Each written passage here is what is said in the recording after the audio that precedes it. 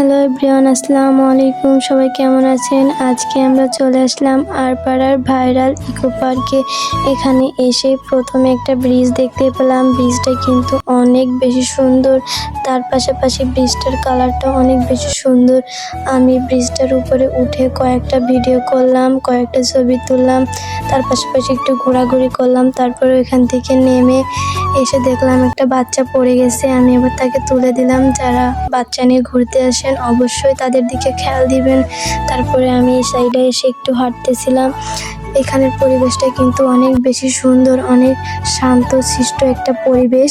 তো তার পাশাপাশি একটা ডাইনোসর দেখতে পেলাম, এমনভাবে হা করে আমার দিকে তাকিয়ে রয়েছে, মনে হচ্ছে আমাকে খেয়ে ফেলবে।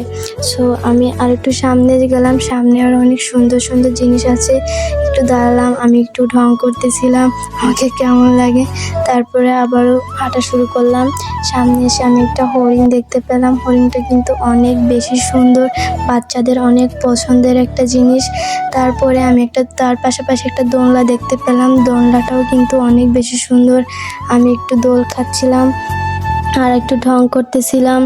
এর মাঝে একটা কথা বলি, আমার ইউটিউব চ্যানেলটা যারা এখনও সাবস্ক্রাইব করেন নাই অবশ্যই সাবস্ক্রাইব করে দিবেন, তাড়াতাড়ি সাবস্ক্রাইব করে দেন। আজকের মতো এই পর্যন্ত। সবাই ভালো থাকবেন, সুস্থ থাকবেন। আল্লাহ হাফেজ।